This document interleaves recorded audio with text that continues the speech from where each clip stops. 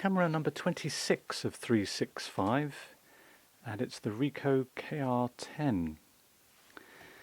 And looking to the front of the Ricoh KR10, we can see that it's fitted with an XR Reconon, a 50mm f2 lens, and we take the lens off by pressing the lens release lever, rotating anti-clockwise, and then we can see into the camera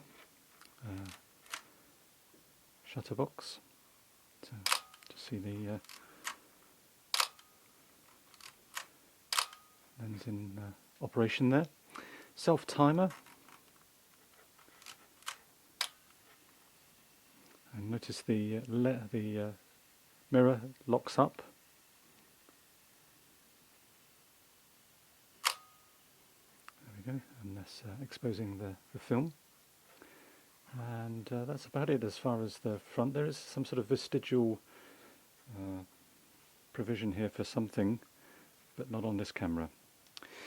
So let's put the lens back on and turn our attention to the top of the camera.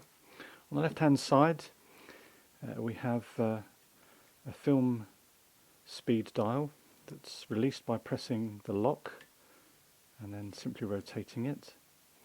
And then we also have exposure compensation button or lever, or dial, and we simply rotate it to minus or plus 2 exposure compensation.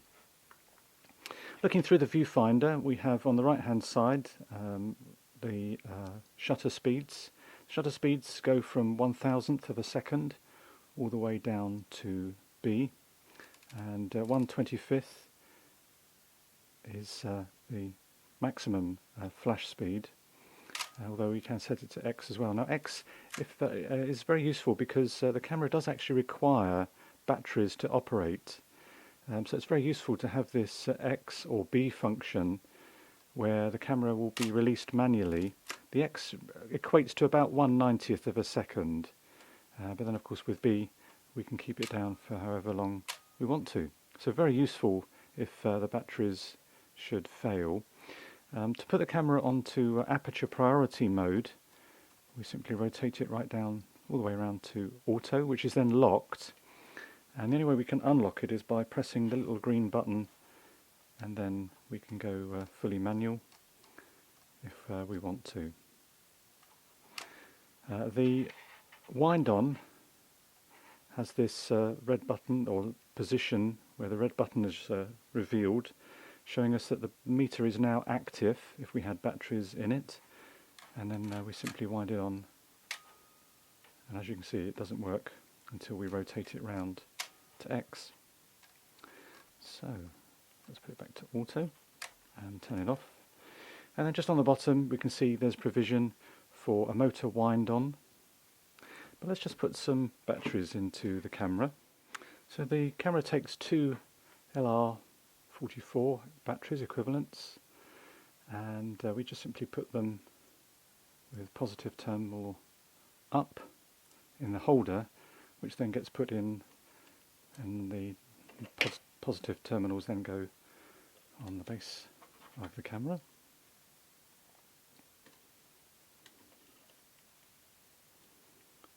So if we can do this, there we go.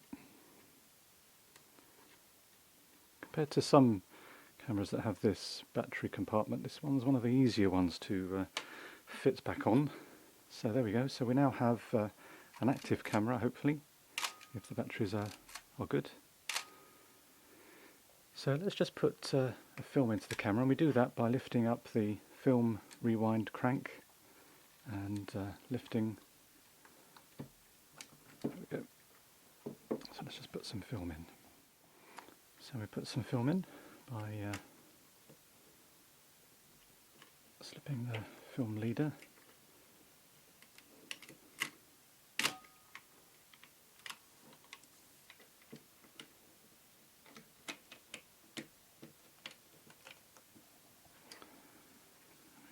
Let's just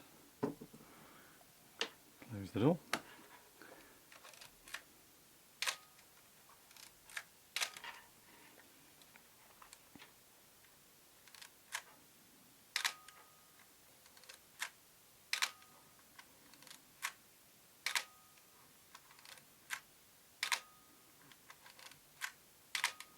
And then to rewind the film, we press the release there and then wind in our film. I'm just going to release the door so I don't wind the film back into the canister.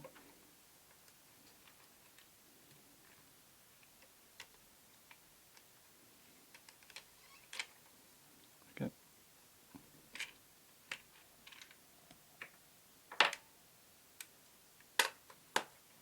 And there we go. Camera number 26, the Ricoh KR10.